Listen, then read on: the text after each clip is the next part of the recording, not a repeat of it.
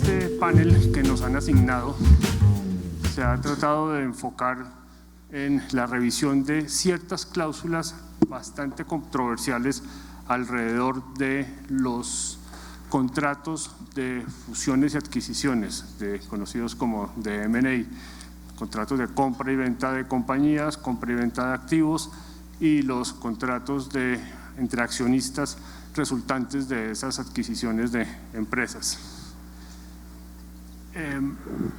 Me acompañan en este panel dos grupos de practicantes que nos van a dar sus propias visiones. La visión de los abogados transaccionales y la visión de los litigantes y los árbitros de otra parte frente a estas cláusulas particularmente complejas. Nos acompañan en el panel, empezando por mi izquierda, la derecha de ustedes, Catalina Echeverry Gallego, abogada colombiana, que ejerce en el despacho Deckert en París y es particularmente activa en temas de arbitraje internacional en todas las materias y trabajan tanto del lado de siendo árbitros como siendo litigantes arbitrales. María Leticia Osa, reconocida abogada del despacho Wilkie Farr Gallagher, socia del despacho, que es experta en temas transaccionales. Su práctica, que me consta personalmente, es muy activa en todos los temas de fusiones y adquisiciones. Jaime Robledo, a mi izquierda, socio de Brigario Urrutia, igualmente uno de los abogados más reconocidos en el medio colombiano en temas de fusión y adquisiciones, y Humberto Sáenz Marinero del despacho Sáenz Asociados de El Salvador, quien no solamente es experto en materias comerciales, sino litigante y ha sido árbitro en importantes litigios que han tenido lugar no solamente en Centroamérica, sino a nivel mundial. Le voy a dar la oportunidad a cada uno que haga un poco más su propia presentación y luego entramos a la materia que nos ocupa.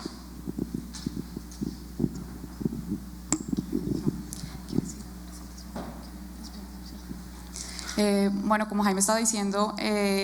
yo trabajo en la oficina de París de Deckert, trabajo en arbitraje internacional y arbitraje de inversión, representando entidades, sobre todo entidades estatales o estados, y a veces encontramos, como veremos y estaremos discutiendo, temas en la redacción de los contratos que se presentan en los litigios, que se presentan, por ejemplo, con definiciones que resultan ser ambiguas, que resultan ser tautológicas, que refieren a otra definición que no existe en el contrato. Y bueno, creo que vamos a estar discutiendo un poco esto aquí en el panel. Bueno, primero que todo, pues muchas gracias por la invitación, es un honor estar aquí. Como lo dijo Jaime, yo me especializo en fusiones y adquisiciones, soy socia de Wilkie Farr y soy la encargada de la práctica de América Latina. Empecé en Francia y en realidad estudié Derecho allá, lo que me permite tener un buen approach de la parte de Derecho Civil, y hace 14 años llevo practicando en Estados Unidos, lo que me da el approach de anglosajón. Lo que va a ser interesante además ver es que la mayoría de transacciones actuales son transacciones cross-border, y cuando se implican diferentes jurisdicciones se empiezan a discutir cómo ya no es solamente relevante para un país en particular, sino cómo puede afectar el que hayan 5 países y que tengan cierres en diferentes etapas, cómo eso va a afectar las cláusulas que pasamos tanto tiempo negociando y que seguramente, como lo dijo Catalina, luego cuando llegan a arbitraje, que es lo que no queremos, son difíciles de interpretar. Bueno, soy Jaime Robledo, soy abogado colombiano y admitido a la práctica bajo la barra de Nueva York también. Mi práctica generalmente y actualmente está más enfocada en fusiones y adquisiciones, y soy el responsable de generarle trabajo a los abogados litigantes y árbitros por redactar mal a las 3 de la mañana. Bien, mi nombre es Humberto Sáenz, soy de El Salvador. Anteriormente me dedicaba justamente al área de fusiones y adquisiciones en la firma, y en el año 2000-2001 se presentó un caso importante en mi firma que me llevó al mundo arbitral, y a partir de esa época pues me he dedicado más a este tema que al tema de adquisiciones, de fusiones y adquisiciones. A lo largo de este panel, y sin perjuicio de que desde ya me disculpo con mis copanelistas porque he sido el copanelista rebelde, no me he podido reunir y conversar con ellos lo suficiente, pero a lo largo del panel muy probablemente vamos a conversar sobre algunas cláusulas cuya terminología estamos más familiarizados que la terminología anglosajona. Pero justamente hace unos días reflexionábamos con alguien sobre esta terminología anglosajona que nosotros utilizamos en nuestros contratos, y a veces me parece que hemos cedido bastante a la utilización de esa terminología sin tomar en consideración que probablemente, al menos desde mi perspectiva, ya tenemos soluciones previstas directa o indirectamente en nuestros respectivos ordenamientos. Y esto lo conversábamos con alguien, con un joven, por cierto, que utilizaba la expresión breading para hacer algo que nosotros en El Salvador siempre le hemos llamado chuponear, que es simplemente meter el pan en el café. Y esta persona hablaba de breading y de lo que estaba sucediendo como una expresión o una actividad completamente novedosa, y yo le digo, bueno, eso aquí se llama chuponear. Entonces, creo que eso ilustra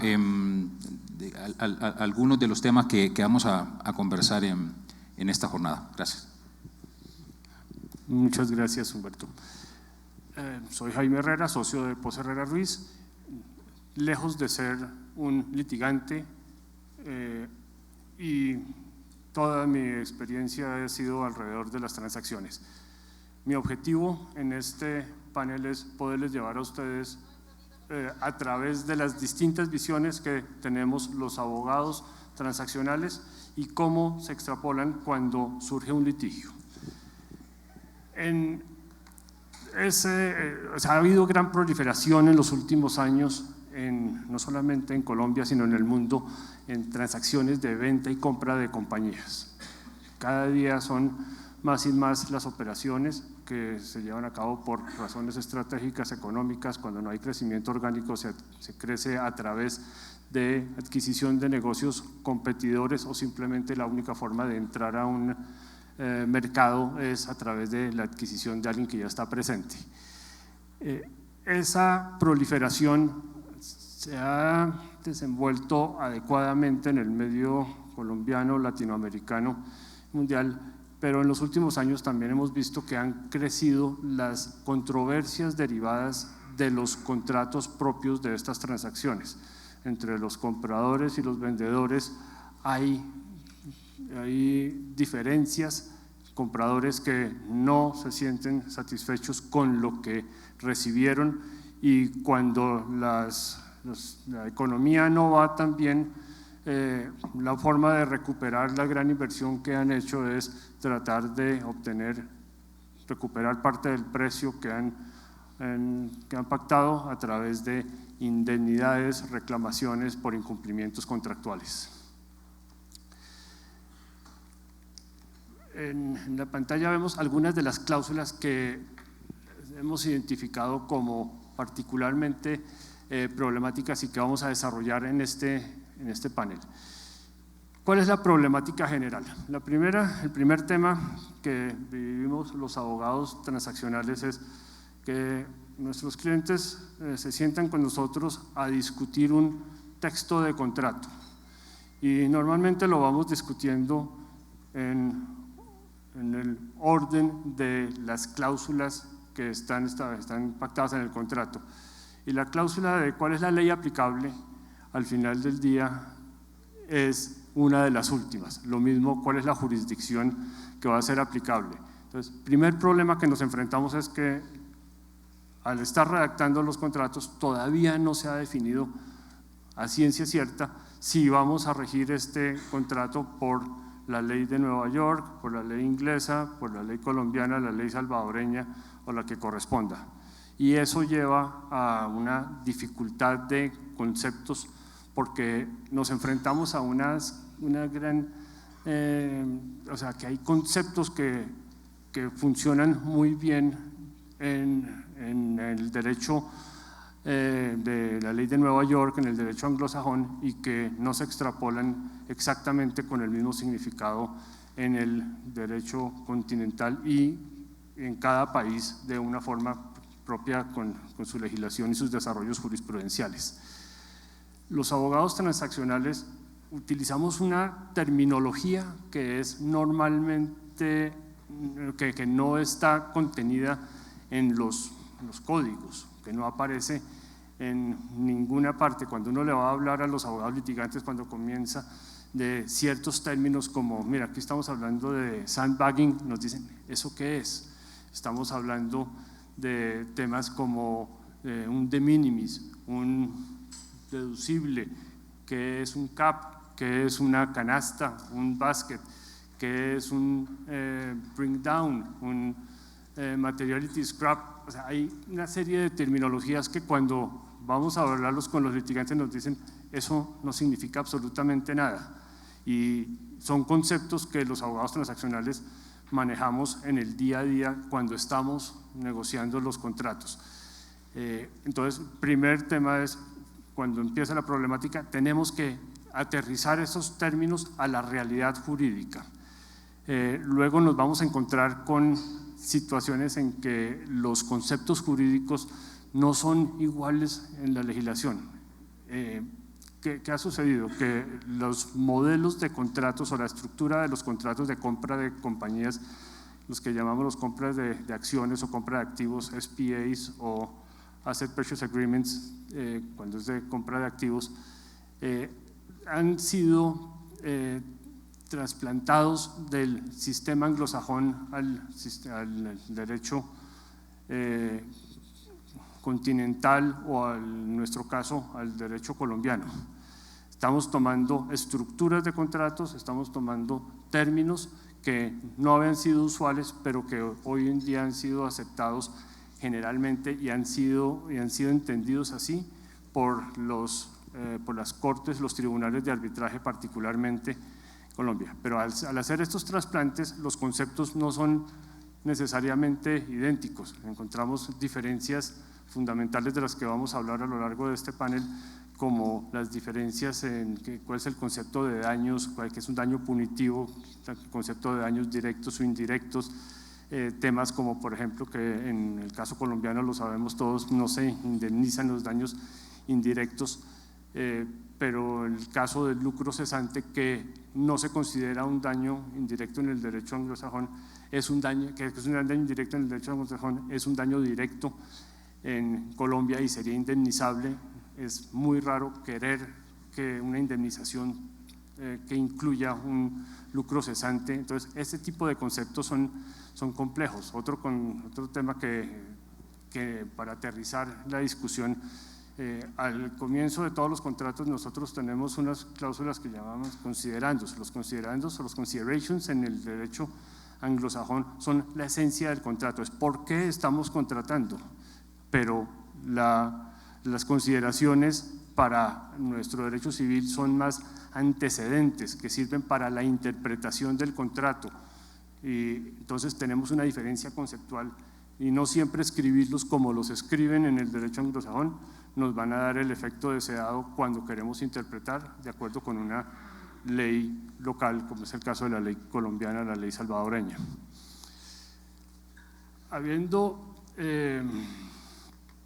Nos sobra anotar además que lo que nos dicen, esta es una frase de Jaime Robledo, que nos dicen todos los abogados litigantes: mire, ustedes los abogados transaccionales no tienen ni idea de escribir, y mucho menos porque se sientan a escribir los contratos a las 3 de la mañana y eso nunca les queda bien. Entonces, ustedes los litigantes son los que tienen que ir a resolver los problemas que armamos nosotros los transaccionales. Esa es obra de Jaime. Empecemos con los primeros tipos de cláusulas problemáticas. Son muy usuales en los contratos de M&A las cláusulas penales, las estimaciones anticipadas de perjuicios y apremio. Es bastante normal.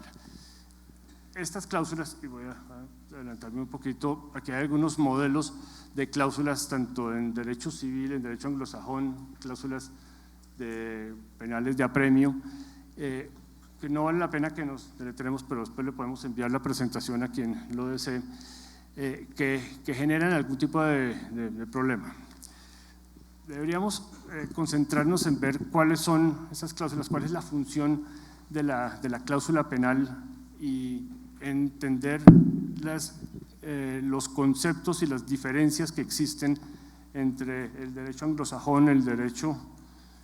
continental sobre estos conceptos, porque normalmente son los que nos llevan a tener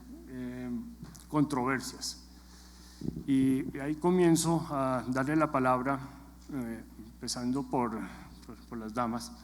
a María Leticia, preguntarle, bueno, ¿cómo funcionan estos conceptos de liquidated damages, conceptos que conocemos como los termination fees o breakup fees, cómo son las cláusulas penales en el derecho, la ley de Nueva York particularmente? Bueno, las cláusulas penales no son tan, dependiendo de si es una transacción privada o es una transacción pública, no son tan comunes en las transacciones privadas en este momento. Lo fueron en un momento, sobre todo en las transacciones de private equity, cuando se llamaba justamente reverse breakup fee, porque la mayoría de transacciones estaban supeditadas a que existiera una financiación. Si el financiamiento no se obtenía, entonces pues operaba, digamos, la cláusula de terminación del contrato o el breakup fee. En las transacciones públicas es diferente porque por su estructura y por digamos, los requerimientos que tienen que tener al ser una compañía pública listada y los deberes con sus accionistas, pues sí existe un breakup fee en caso de que, por ejemplo, se reciba una oferta mayor a la que se está discutiendo en el momento. Y es así, digamos, como operan. Las cortes en Delaware han considerado que los penalty clauses pueden ser muy altos y resultan de verdad una penalidad y una forma de castigar en cierta forma, y no han sido muy favorables a este tipo de cláusulas cuando se han llamado. Nosotros, de la forma como lo utilizamos ahora y de nuevo sigue siendo un poco no tan usual, es por ejemplo cuando vamos a tener un Memorandum of Understanding o vamos a tener un term sheet y vamos a negociar una transacción que requiere, digamos, mucha inversión de tiempo del comprador, y entonces podemos agregar un breakup fee, digamos, en ese momento, pero generalmente en el contrato, en la transacción en sí, no son tan comunes. Bueno, desde la perspectiva colombiana el caso es un poco distinto. Digamos, en el derecho colombiano uno sí ve a algunos de los clientes que generalmente quieren penalizar o el incumplimiento o la falta de seriedad con cláusulas penales, incluso en el contexto de fusiones y adquisiciones. Digamos, y la problemática que es común a las cláusulas penales en este tipo de contratos es que en ocasiones no es muy clara su redacción en cuanto a si son compensatorias o punitivas. Y ahí empieza, digamos, o hemos visto unas dificultades de interpretación muchas veces cuando se ha escrito la cláusula de finalmente si eso tenía la intención de ser una pena o ser una compensación o una estimación anticipada de los perjuicios, y resulta que lo que quería el cliente de uno era en efecto penalizar a la contraparte, y se da uno cuenta de que esto no está escrito como una pena. Bajo la ley colombiana tiene que estar absolutamente expreso y específico que tiene la intención de penalizar. Eso es una de las principales, digamos, problemas que tiene, que es simplemente formal. Luego viene un tema sustancial que es bastante complicado, y es, uno siempre tiene al lado al cliente que le dice a uno, no, si me incumplen yo quiero que me paguen $100 millones, porque es que me tienen que pagar todo lo que yo, digamos, vale la compañía. Evidentemente, digamos, para convencer al cliente de que eso no es posible, digamos, porque tenemos unas limitaciones en nuestra legislación, especialmente tenemos la facultad que tiene el juez de revisar de manera equitativa las cláusulas penales en el cumplimiento de las obligaciones de hacer, que está bajo el artículo 867 del Código de Comercio. digamos, ahí es bastante, digamos, importante poder ilustrar al cliente en el sentido de decirle, aquí no podemos poner una cláusula penal absolutamente desproporcionada. Nosotros, por lo menos en la investigación que hicimos para este panel, no conocemos de ningún pronunciamiento judicial o laudo arbitral que se haya pronunciado específicamente acerca de la aplicación de la tasación equitativa que hace un juez de los perjuicios en una cláusula penal por obligaciones de hacer que tenga que ver con derecho de fusiones y adquisiciones. Encontramos muchos precedentes en el contexto de contratos de construcción y la tasación equitativa de esos perjuicios cuando se ha, digamos, completado parcialmente la obra o se ha entregado parcialmente, pero no en este contexto. Entonces ahí queda un gran interrogante cuando uno pacta este tipo de cláusulas que, digamos, yo estoy de acuerdo con María Leticia en el sentido de que en los contratos de compraventa de acciones cada vez son menos prevalentes, pero sí las encuentra uno aún muy presentes en contratos de acuerdos de accionistas, porque los accionistas generalmente dicen no, pero que haya una penalidad porque no van y votan en la asamblea como se comprometieron a votar. Eso ha venido desapareciendo también parcialmente con el hecho de que ahora hay cierta claridad acerca de la oponibilidad de los acuerdos de accionistas en el seno de las asambleas y cómo un representante legal puede impedirse a inscribir un acto o a registrar unos votos que son contrarios a un acuerdo de accionistas, pero la gente sigue muy desconfiada acerca de qué pasa si el representante legal no lo quiere hacer. Yo quiero tener una herramienta de tipo coercitivo para poder forzar a la contraparte a cumplir. Entonces, las problemáticas, diría yo, para, digamos, concluir y resumir lo que dije, está en la redacción, en que sea claro que es o compensatoria o punitiva, o ambas si quieren también, digamos, como lo quieran hacer. Y la segunda problemática es siempre tener en cuenta el test de proporcionalidad y cómo eso podría estar básicamente penalizando obligaciones de hacer. Yo diría eso desde la perspectiva de negociación en Colombia. Y de pronto, solamente para completar justamente lo que decía Jaime respecto a la proporcionalidad, o sea, los casos que han habido en las cortes en Estados Unidos han justamente dicho que los porcentajes que se están aplicando respecto al valor de la transacción han sido bastante elevados, que no han sido razonables, que no han sido justificados y justos, digamos, o justificados respecto a las transacciones que se han presentado, y por eso los han negado.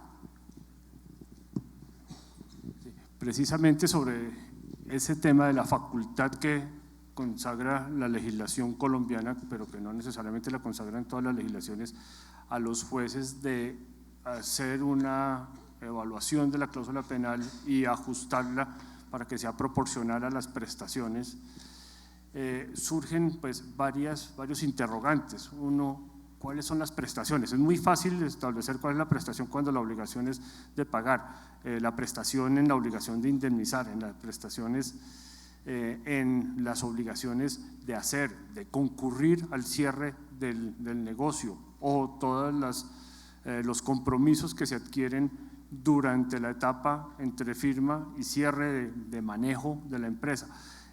Frente a ese tipo de posibles incumplimientos de contratos y la posibilidad de, en equidad, tratar de ajustar unas cláusulas que pudieran ser desorbitantes, ¿cómo lo ven desde el punto de vista del litigio y del árbitro, Humberto? Bueno, a mí la verdad que esto último que ha estado conversándose, que lo plantea Jaime, y que entiendo que es una solución prevista en la legislación colombiana, no deja de resultarme extraordinaria, por decirlo de alguna manera. Me parece que delegar en los jueces o en los árbitros la facultad de revisar e incluso modificar las estipulaciones de las partes es delegarle una facultad a los árbitros bastante extraordinaria, insisto en el término, y que no es reconocida, como bien se menciona, en muchas otras legislaciones. Podría estar equivocado, pero me atrevería a afirmar que, por ejemplo, en Centroamérica esta facultad no existe. Es decir, las partes tienen la libertad absoluta de fijar los términos de la cláusula penal que van a establecer, la cual, dicho sea de paso,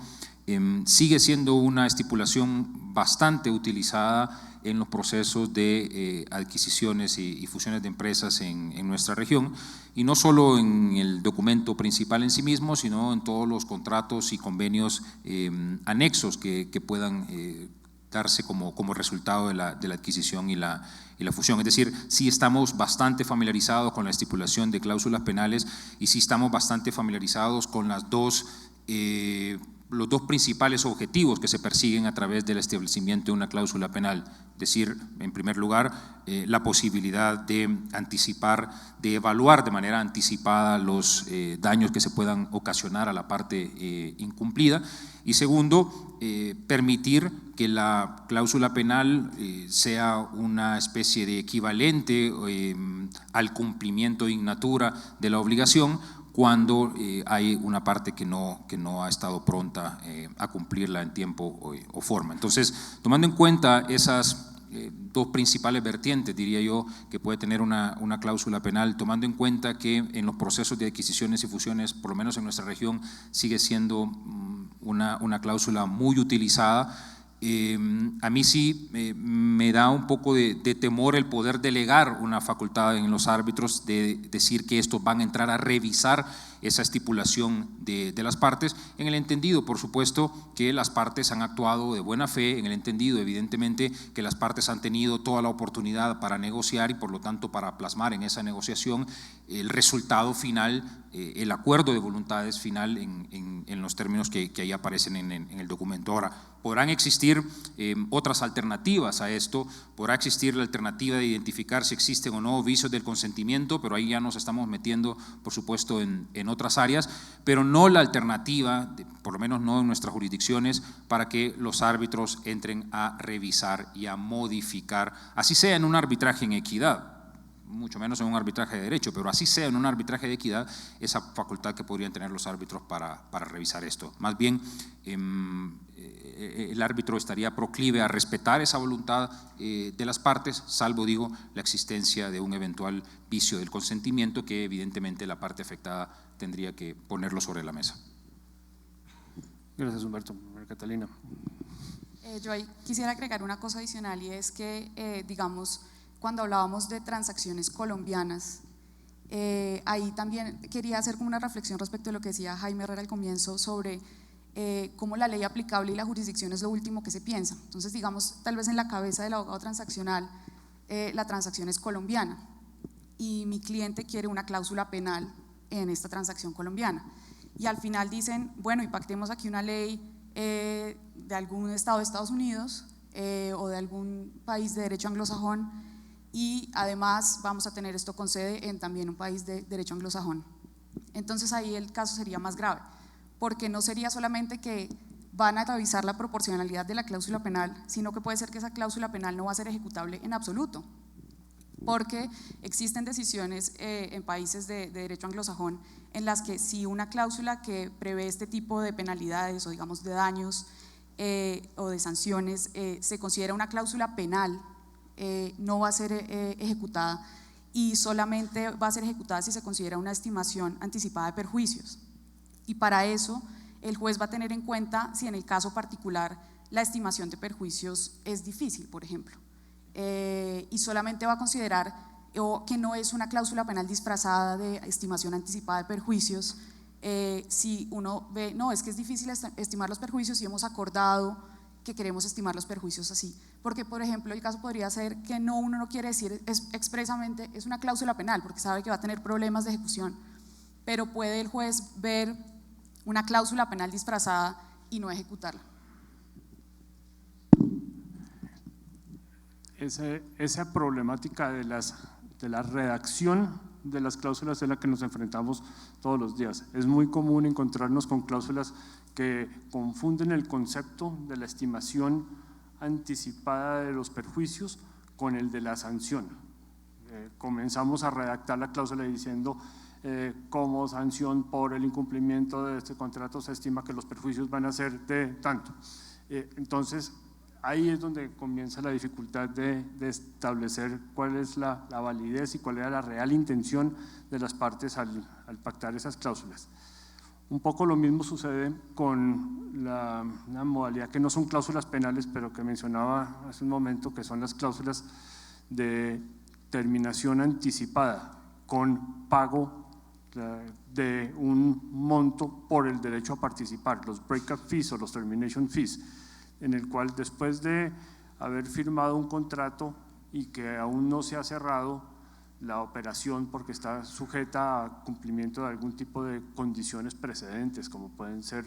las autorizaciones de las autoridades gubernamentales o cualquier otra que las partes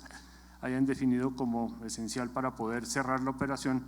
Durante todo ese periodo puede existir la posibilidad de una de las partes de retirarse del negocio pagando una suma. ¿Cómo vemos esto? ¿Cómo hemos tratado esto? ¿Como una opción de salir o como un castigo, como una cláusula penal?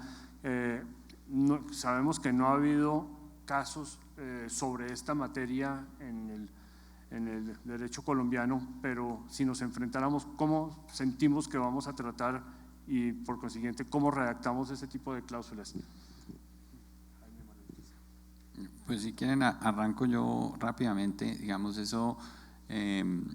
lo vemos constantemente en dos circunstancias en Colombia por lo menos.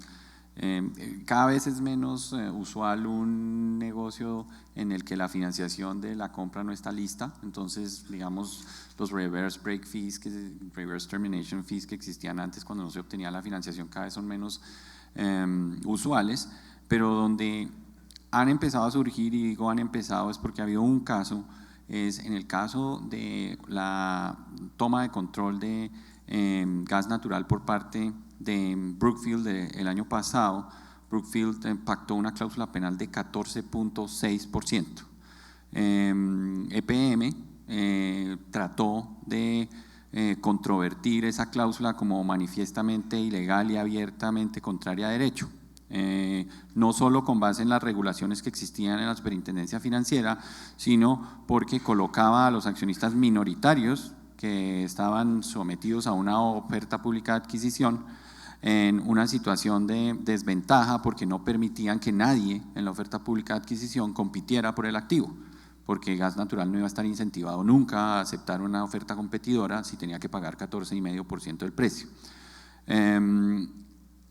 Colombia aún no se ha dado ese debate, a pesar de que EPM hizo, y lo puedo decir con nombres propios porque este caso es público, hizo un esfuerzo muy fuerte por tumbar esa cláusula. Pues desafortunadamente para nuestros accionistas minoritarios la superintendencia financiera no hizo eco de eso. Entonces, en ese contexto de ver esas transacciones, cuando uno está lidiando con una compañía o pública o en la que además hay accionistas minoritarios, hay que tener mucho cuidado con ese tipo de cláusulas, porque puede que no sean un tema que afecte el fondo de la transacción, que no sean válidas, pero puede que lo que sí suceda es que haya una acción que se origine en cabeza de los accionistas minoritarios en contra de un controlante por haber aceptado ese tipo de prebendas para no permitir a nadie a participar en la transacción. Entonces tiene unas aristas que hay que mirar también cuando uno está negociando ese tipo de cosas. No hay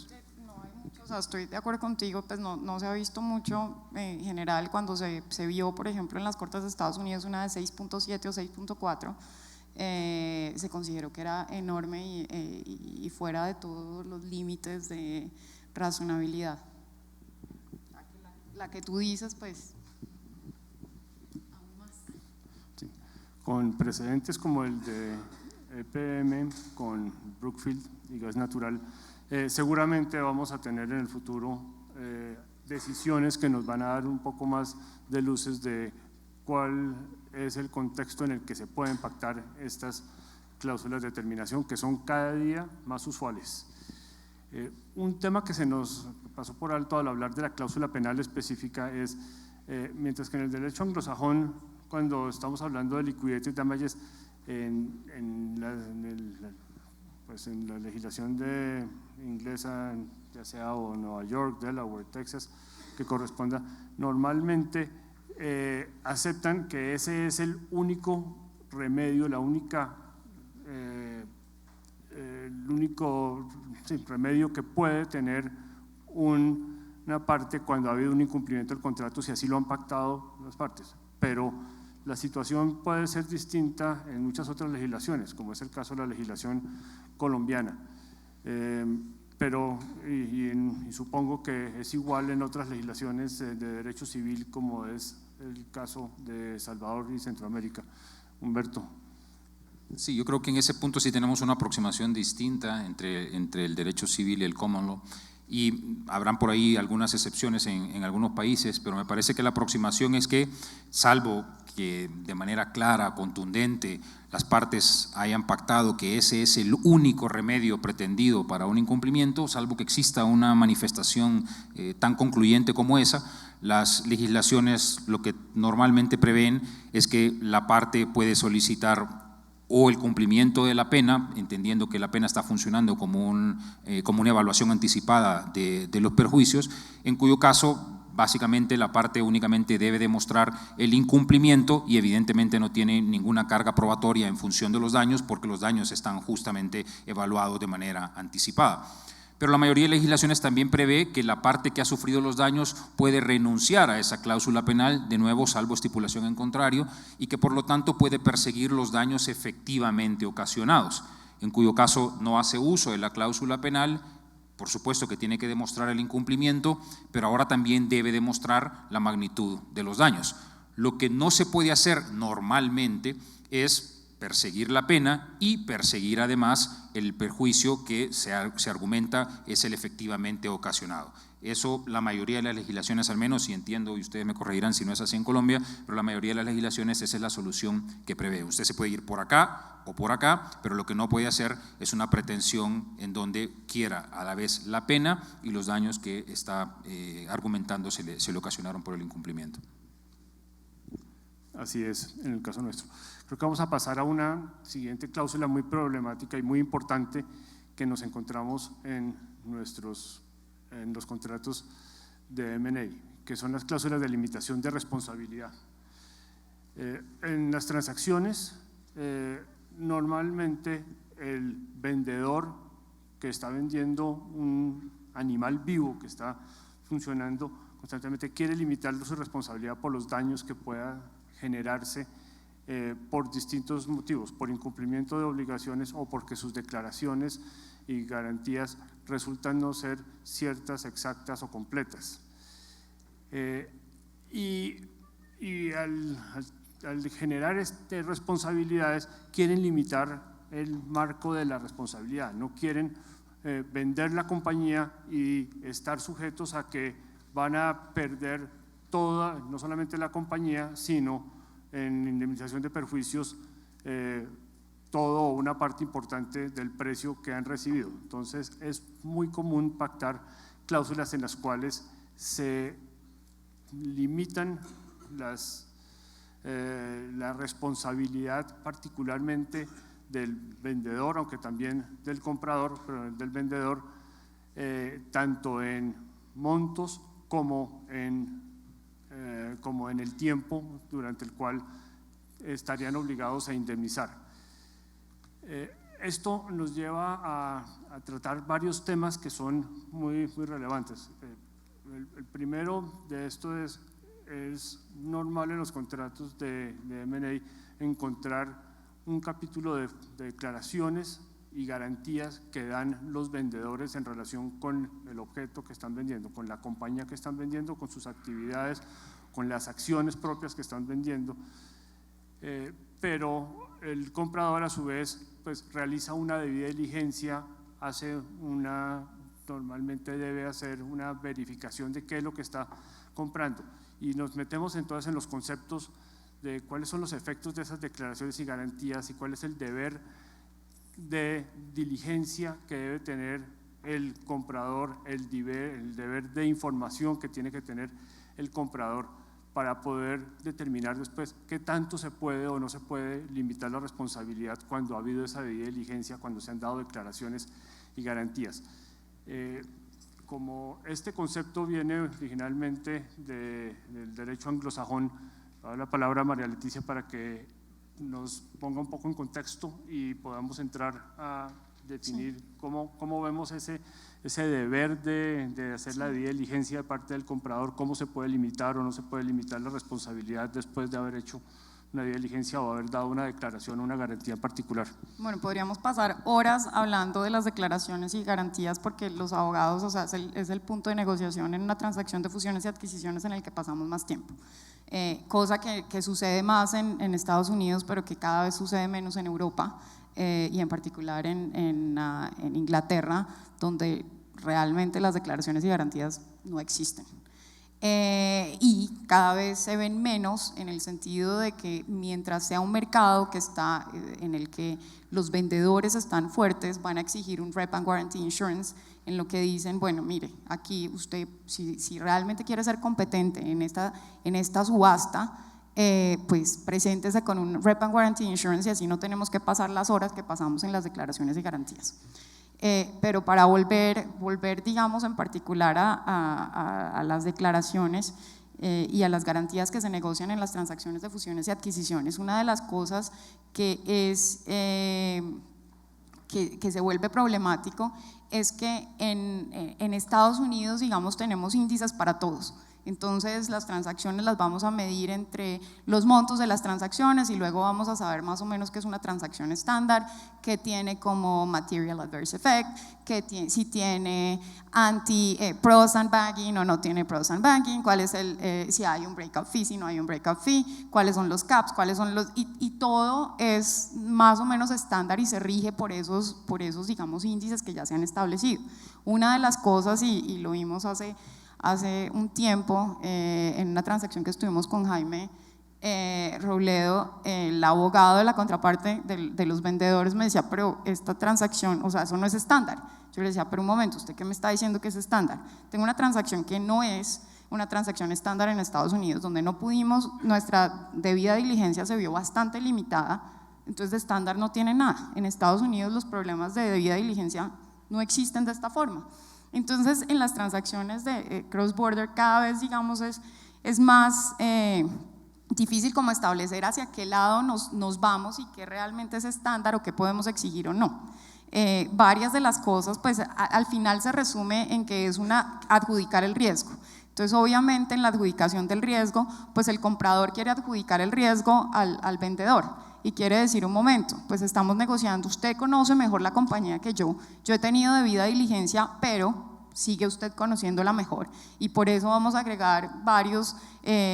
calificadores, digamos, de conocimiento a las debidas representaciones y declaraciones que se hagan en el contrato. Entonces se entra digamos, en toda esta parte y en toda esta discusión de quién sabe más, de quién no sabe más, y ahí viene pues el término que decía el sandbagging o el pro sandbagging, que es decir, sí realizamos una diligencia, pero por haber realizado esa diligencia no se puede pasar justamente, no podemos perder el riesgo de pedir una indemnificación. Y ahí viene la discusión de si no existiera, y vemos a ver los índices, hay de lo que justamente les estaba hablando, que en Estados Unidos pues existen todos los índices y se ven, si vemos el 54% de las transacciones de M&A tienen pro sandbagging,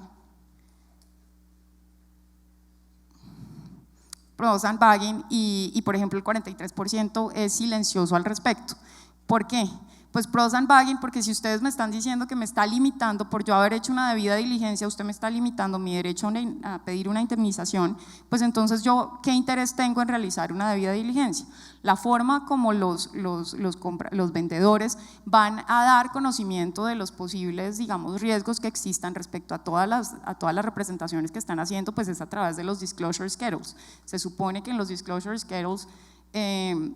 usted va a decir, un momento, pues sí, yo estoy diciendo que no tengo litigios hasta el día de hoy, pero excepto por los litigios que están listados en el anexo tal que corresponde a los litigios que tengo pendientes. Yo le dije que estaba en compliance with law, bueno, pero tengo una investigación de un regulador que me pidió esto, y a través de justamente poder revelar y declarar a través de los disclosure schedules, pues se supone que se está limitando. Y al mismo tiempo el comprador está diciendo que hay muchas cláusulas, por ejemplo de Reliance, en la que está diciendo yo hice mi investigación independiente y en base a esa investigación independiente que he realizado, pues es que he llegado a la conclusión de establecer este evaluation para esta transacción y que acepto, digamos, lo que se está haciendo. Entonces, es todas las discusiones que yo diría que se resume pues en adjudicar el riesgo. Un tema muy particular, no sé si en el derecho anglosajón nos puedes ilustrar sobre eso. ¿Existe el deber de información por parte del comprador? ¿El comprador tiene un estándar que debe hacer su debida diligencia? Sí, entonces tiene que, o sea, está diciendo yo realicé mi debida diligencia y no estoy relying solamente en lo que me está diciendo el vendedor, sino que he hecho mi investigación independiente. Y eso es ahí entras en un montón de discusiones, que una discusión ligada a eso, a los disclosure schedules, es puedo, y de nuevo, estas son las transacciones en las que hay un periodo entre la firma y el cierre, te dicen un momento, como finalmente yo le estoy diciendo que en el disclosure schedule le estoy dando la información que en ese momento pues es la información verdadera y correcta, entonces déjeme poder update, y perdón por mis, casi siempre trabajo en inglés en todos los términos y se me mezclan con el español, que me dice justamente si yo puedo hacer un update de los disclosure schedules, y la respuesta casi siempre que nosotros cuando estamos del lado del comprador es no, porque usted me está diciendo, si usted me los puede hacer el update siempre y cuando eso no me implique perder mi indemnización, porque ya estamos, digamos, al momento de la firma, pues estamos confiando en lo que ya se hizo, hicimos toda una investigación. Entonces eso genera, digamos, también la discusión de si se puede update o no los disclosure schedules. De acuerdo. Hablando de la limitación de responsabilidad, es universalmente aceptado el principio que está consagrado en la ley colombiana, que el dolo y por lo tanto la culpa grave no son condonables y no pueden renunciarse a la indemnización por estos conceptos.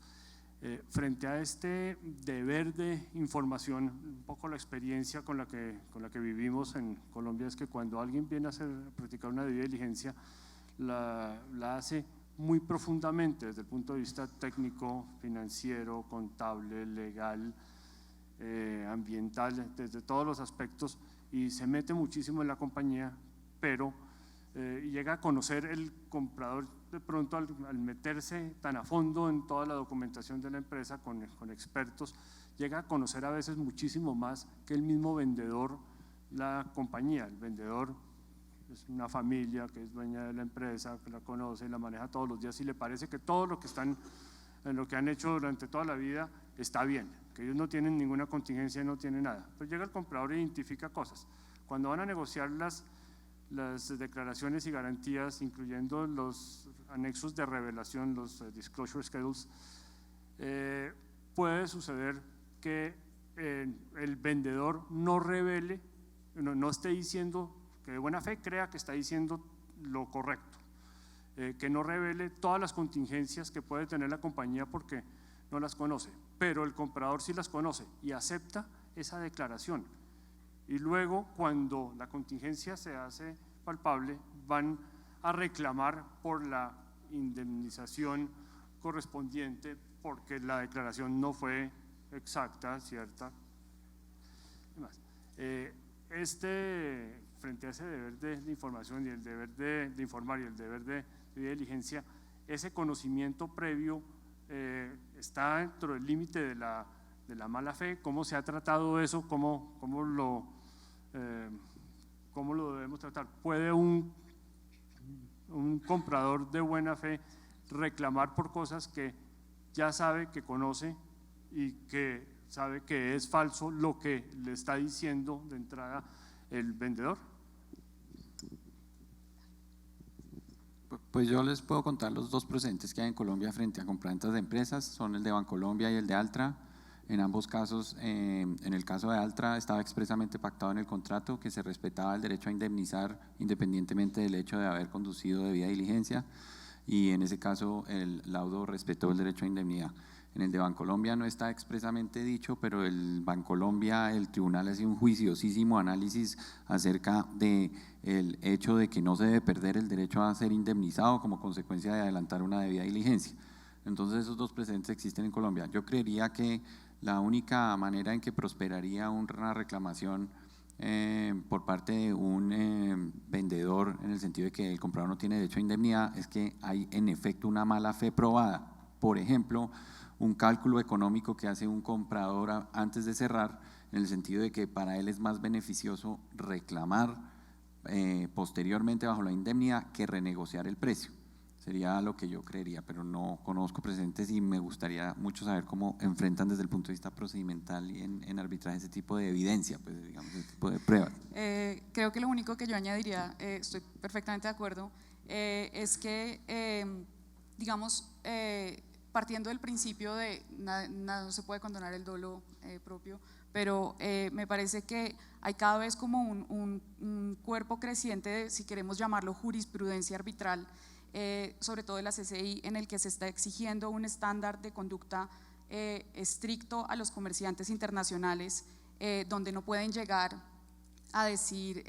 no, pero es que yo no sabía, cuando es una empresa que realmente es muy sofisticada, que tuvo todo a disposición, toda la información, donde no estamos hablando de un caso, digamos, de ocultamiento, de mala fe de información. Entonces yo creo que una forma de verlo quizás no sería pierdo o no el derecho a la indemnización porque hice un due diligence, sino un tema probatorio de hasta dónde llegó ese due diligence, fui o no negligente en ese proceso, tuve la oportunidad de haber conocido esta circunstancia o no, y ahí ya se verá, digamos, un tema más probatorio de si, no solamente por el tema de haber hecho el due diligence como tal, sino de cómo fui diligente en ese mismo proceso. Y ahí, por ejemplo, podría uno preguntarse si sería conveniente traer a los abogados que participaron en el due diligence, ¿no? Como testigos en el arbitraje, y eso tendría varias dificultades. Digamos, por una parte uno puede decir, sí, bueno, el abogado puede venir y contar que fue diligente, hizo todo lo que podía y no encontró el evento o el problema que está dando lugar a la reclamación, pero también por otro lado, al traer el abogado al arbitraje, se podría entender, o la otra parte podría alegar, que se está renunciando al privilegio legal respecto de la información que este abogado ha tenido acceso, y eso podría ser muy grave y generar otras consecuencias y darle la oportunidad a la otra parte de presentar contrarreclamaciones. Entonces es algo que valdría la pena. Mira, yo diría que las consecuencias serían gravísimas. O sea, por eso justamente cuando ves las cifras, pues tienes que 54% son pros and banking y los 43% son silent. Si cayéramos en ese riesgo, sería una catástrofe. Primero porque los abogados lo primero que diríamos es un momento. Aparte que ya ponemos varios disclaimers cuando hacemos due diligence, imagínate la lista de disclaimers que vamos a poner si creyéramos que nos pueden llamar justamente a discutir en un tipo de esto. Luego tienes casi todas las transacciones, por ejemplo, que nosotros tuvimos el año pasado y las que tenemos en este momento son de por lo menos 5 jurisdicciones diferentes. ¿Cómo pongo yo a las firmas en 5 países diferentes, más la responsabilidad de Wilkie, que es el que está sacando el reporte final para cada país, de decir, bueno, un momento, pero usted realizó la debida diligencia, pero qué tan profunda fue su investigación? O sea, al final del día el que mejor conoce la compañía, y entiendo obviamente el argumento de que hay compañías familiares y nos pasa todos los días de que las compañías familiares dicen, pero un momento, eso es un problema. Solamente me doy cuenta que es un problema ahora que estoy vendiendo la compañía, pero para nosotros siempre hemos operado de esa forma y nunca ha sido un problema, y creemos que la compañía está perfecta, está en compliance con absolutamente todo, pero el que mejor la conoce pues es el vendedor. Eso, por más diligencia que tengas, y por eso digamos es toda la discusión que tenemos respecto a las representaciones y garantías, y todo el tiempo que pasamos en decir, sí, debió conocer, ¿quién debió conocer? Debió conocer el de la junta directiva, o debió conocer el managing partner del fondo, si tenemos un fondo de capital privado. O sea, se te vuelve, digamos, una dinámica bastante complicada, que ya es complicada en la práctica, si abres la puerta como a ese tipo de problemas. Sí, yo sigo pensando, como les decía al principio, que este tipo de cláusulas, y hablando concretamente de la cláusula de sandbagging, que estamos hablando de breeding y que tenemos de verdad ya soluciones previstas en nuestros ordenamientos. Digo esto porque efectivamente al final de cuentas de lo que estamos discutiendo es la buena o mala fe con la que se pudo haber conducido una transacción desde las tratativas previas hasta el momento de concreción del contrato y la mayor o menor diligencia que pudieron haber empleado las partes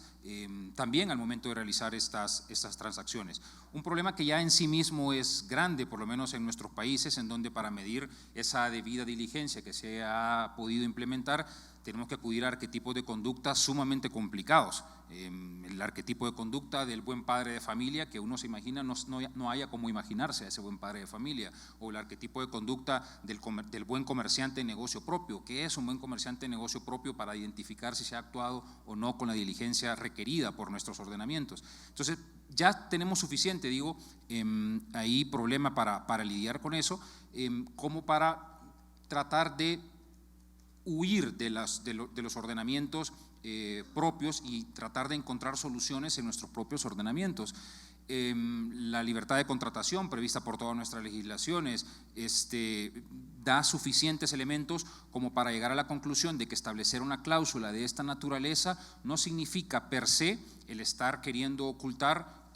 un dolo futuro, que también tenemos todas nuestras legislaciones, esa prohibición de condonación al dolo futuro, pero el establecimiento de una cláusula como esta no debería ser vista como, de manera directa y reflexiva, un intento por condonar ese dolo futuro, sobre todo porque hay circunstancias concretas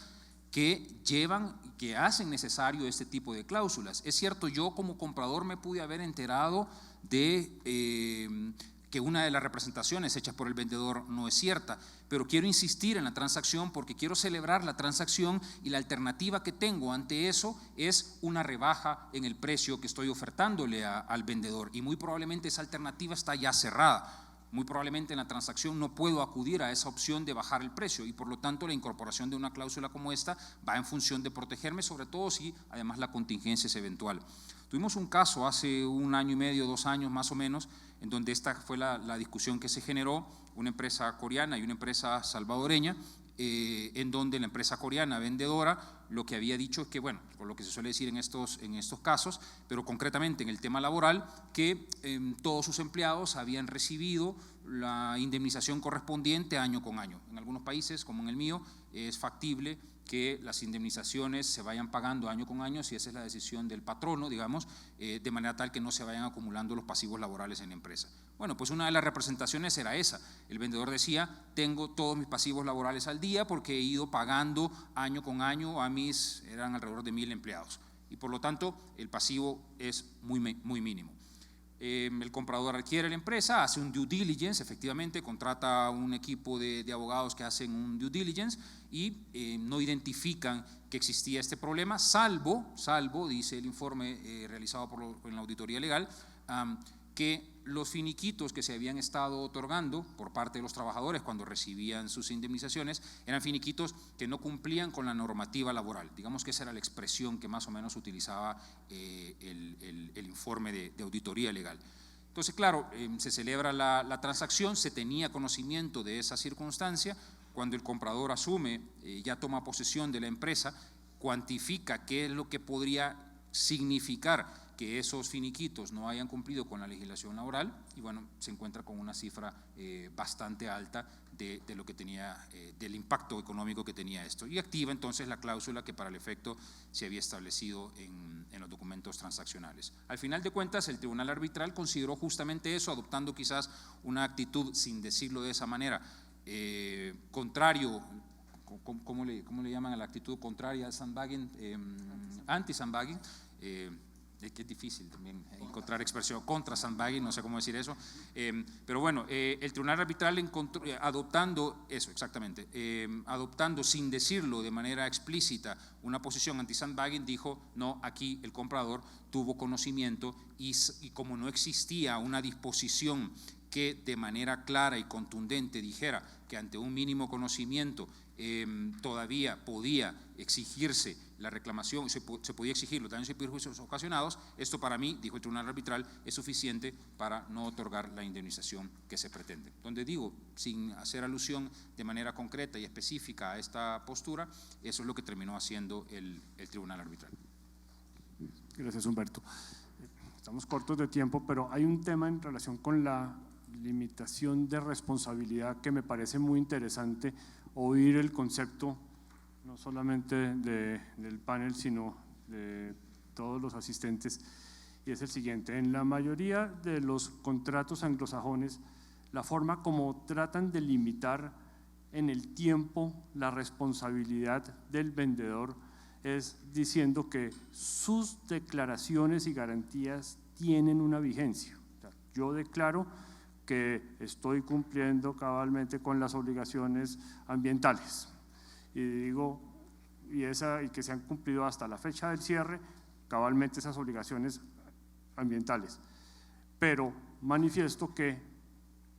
esa declaración que estoy dando solamente es válida durante un periodo de 2 años. Entonces existe el concepto de que ya declaré algo, que dije algo que se supone que es cierto, pero que le quito. Normalmente en nuestro derecho civil buscamos limitar la responsabilidad en el tiempo, básicamente limitando la facultad de indemnizar o la obligación, pero la facultad de reclamar o la obligación de indemnizar por parte de la parte indemnizante. Pero ¿cómo sentimos que debe operar una limitación de vigencia de una declaración, de una garantía? Pues si quieren yo arranco, si quieren yo arranco, porque es que en derecho, a diferencia de derecho anglosajón, en derecho civil continental, nosotros tenemos un sinnúmero de acciones en nuestros códigos que a veces son utilizados por los litigantes para efectos de acortar los términos de supervivencia de las declaraciones y garantías, y paso a explicarme. Muchas veces en las defensas de los tribunales en los que se está solicitando una indemnización, la contraparte o la parte demandada trata de argumentar varias cosas, que es una reclamación por vicios ocultos y que por ende entonces el término de prescripción es de 6 meses y que ya prescribió. En los casos en los que, digamos,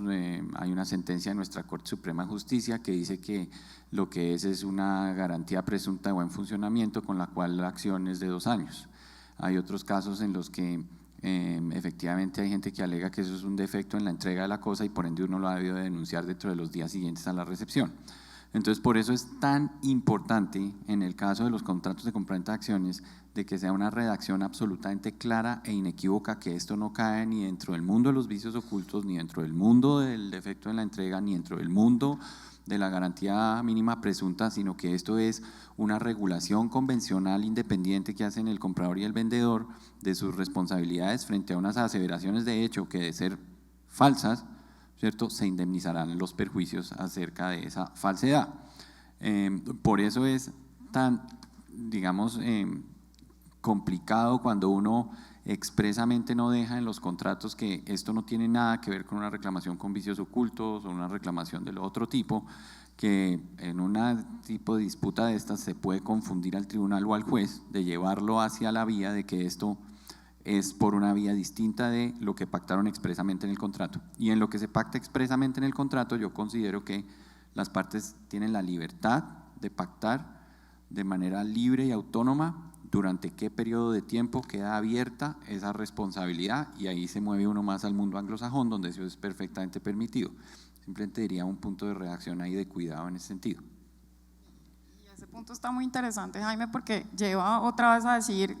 nos vuelve a donde arrancamos, que es, bueno, pero es que empezamos a negociar una transacción pero no sabemos cuál es la ley aplicable. Entonces no tenemos ni idea al final del día pues si esto se puede aplicar en la jurisdicción que al final decidimos que va a ser, y pienso que el rol de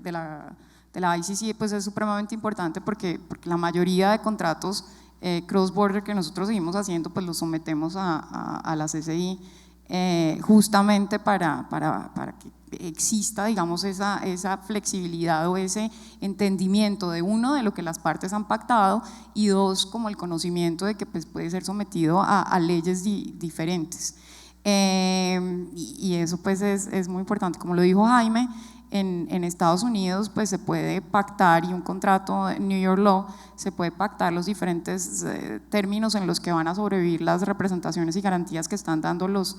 vendedores. La distinción principal es las representaciones y garantías que consideramos como fundamentales, y son, bueno, respecto a la formación, respecto a la autorización, a la autoridad que tienen de entrar en una transacción tal, y después, dependiendo del tipo de negocio, de industria en la que estén el target, pues se va a identificar que unas puede ser que se discuta si una representación respecto a temas ambientales va a considerarse como una representación y garantía fundamental o no, y por ende va a tener un periodo de sobrevivencia mucho más largo que otras. Luego también tenemos que determinar, por ejemplo, los diferentes periodos, si estamos hablando de temas tributarios, de cuánto tiempo, por ejemplo, puede tomar una reclamación tributaria. Entonces tenemos todas las discusiones de nuevo, si estamos en una transacción que tiene varios países, pues entonces es entrar a definir si el tiempo de prescripción son 5 años, 4 años, 6 años, y llegar a un punto medio de qué vamos a determinar. También, obviamente, si es un mercado que está dominado más por los vendedores que por los compradores, pues entonces el vendedor se siente con la fuerza de decir: un momento, yo no le puedo poner que las cláusulas van a sobrevivir por 5 años o 6 años, porque además si tienes un fondo de capital privado, que es el vendedor, va a decir no. Además el fondo pues seguramente no va a sobrevivir hasta allá, entonces entras en todas las discusiones de, bueno, si es el fondo y no va a sobrevivir hasta allá, entonces ¿quién me va a garantizar a mí la obligación que estoy aquí firmando? Pero pues eso como para mencionar algunos de los puntos interesantes. Yo quería hacer ahí un comentario corto, más allá, digamos, de la ejecutabilidad o digamos lo que estaba diciendo, las problemáticas que estaba diciendo Jaime de, bueno, no quiero que me lo asocien ni con una garantía mínima ni esto, digamos, incluso partiendo de la hipótesis de las partes tienen la libertad para pactar los plazos. Estaba pensando en el tema del daño ambiental que estaba mencionando Jaime Herrera. Incluso si las partes pactan algo, sobre todo con el daño ambiental, a veces ese daño ambiental tarda mucho en hacerse aparente y después va a existir en el proceso una dificultad para saber en qué momento ocurrió el daño. Entonces, digamos, se hizo aparente, digamos que el plazo que dieron ustedes fueron 10, acordaron 10 años, se hace aparente 20 años después, y después va a haber una disputa grande en el arbitraje de cuándo ocurrió el daño, ¿ocurrió en el periodo de los 10 o no? Y para eso el rol de los expertos técnicos va a ser muy importante, pero pues es un tema que al final va a ser probatorio. Claro, y al final del día, por ejemplo, en esos temas tan específicos como los ambientales, lo que nosotros decimos es si la target tiene operaciones pues en las que todo el tema ambiental es tan importante, pues tiene que justamente tener la debida diligencia de los expertos que puedan decirle, bueno, estos son todos los problemas y se va a poder manifestar en X periodo, aunque sea difícil de determinar. Sí. Es por eso que en los contratos, cuando estamos redactándolo, nos preocupamos especialmente que la posibilidad de reclamar, sobre todo cuando estamos del lado vendedor, la posibilidad de reclamar es la que termina. No importa cuándo se causó el daño, lo que se termina es la posibilidad de reclamar o la obligación de indemnizar. Y con eso zanjamos el problema probatorio, o tratamos de zanjar hacia futuro el problema probatorio de cuándo se causó el daño específico. Eso lleva a que en la práctica, siempre que hay alguna indicación de que puede haber un daño, la parte que está buscando la indemnización debe hacer la reclamación dentro del periodo pactado. Es fundamental, aun cuando todavía no se haya determinado si la contingencia acaeció definitivamente o no, si se causó o no se causó el daño específico. Sí.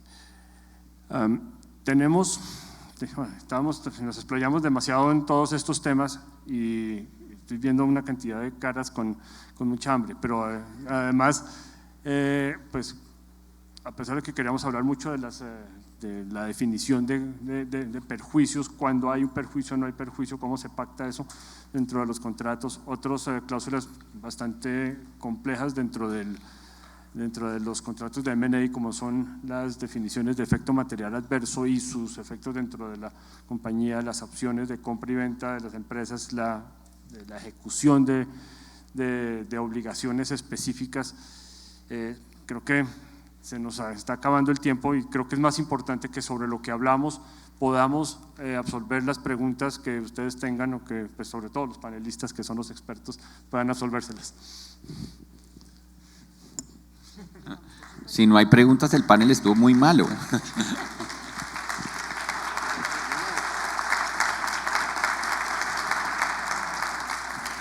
Bueno, muchas gracias a la organización, muchas gracias a los panelistas y sobre todo los que vienen desde tan lejos para contribuirnos con sus conocimientos a todos nosotros. Muchas gracias.